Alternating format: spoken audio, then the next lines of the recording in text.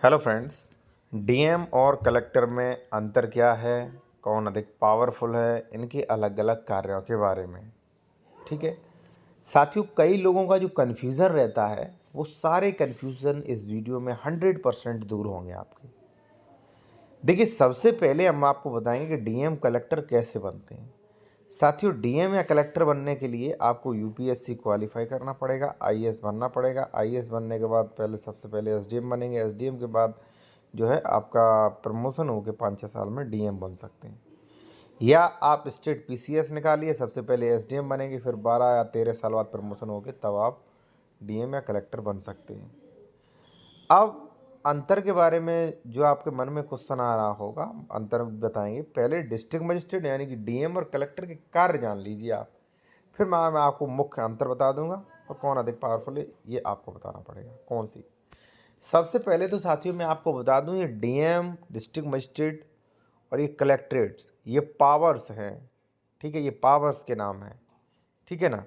अब देखिए, कोई व्यक्ति एज अ डीएम है, ठीक है, तो वो पावर करता है, वो जो धारा है, जो शक्तियाँ यूज़ करता है, वो सीआरपीसी की यूज़ करता है।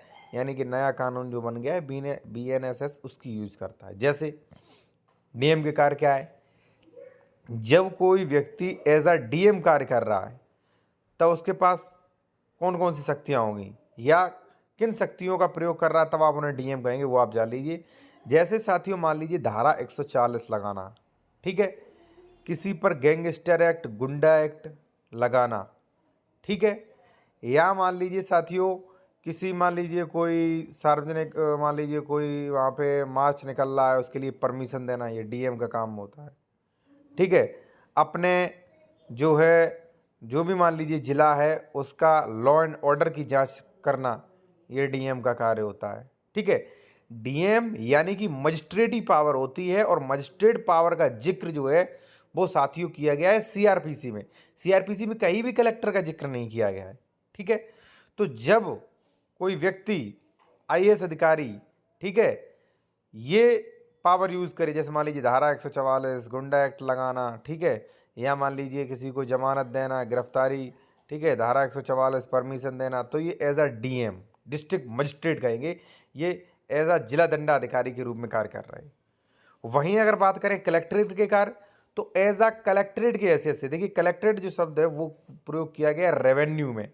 तो जब वो जमीन संबंधी मैटर सुने, जैसे मान लीजिए आपकी अपील है, कोई रिवीजन है, बंटवारे संबंधी मैटर है, नक्शा संशोधन है, कुरहा बनने के लिए है, या अन्य कोई है, परमिशन है, तो वो कौन कार्य करेंगे, कलेक्ट्रेट। अब कई लोग ये कहेंगे कि क्यों बेवकूफ़ बना रहे हो आप, डीएम और कलेक्ट्रेट एक ही तो होते। नहीं साथियों, हर जगह एक नहीं होते हैं। कई बार आप देखना, अभी आप गूगल पे सर्च कर सकते हो, कई जो डीएम की जो व्हीकल होते हैं उन पे लिखा होता है डीएम एंड कलेक्ट्रेट, दोनों लिखा हो, कलेक्टर, डीएम कलेक्टर दोनों लिखा होता है। यानी कि अभी उनके पास दोनों पावर हैं, एज अ डीएम भी है वो, कलेक्टर भी हैं। ठीक है, अब देखिए साथियों, जो महानगर, जो मान लीजिए जिले होते हैं, महानगरीय क्षेत्र जो होते हैं, ठीक है, जहां कमिश्नर प्रणाली लागू होती है, वहां मजिस्ट्रेटी पावर जो है वो सरकार पुलिस आयुक्त को भी दे सकती है। तो ये डीएम वाली जो भी पावर्स थी, मान लीजिए धारा 144 गैंगस्टर लगाना, परमिशन देना, ये चीज़ें जो है वो पुलिस आयुक्त को भी दे सकती है मजिस्ट्रेटी पावर।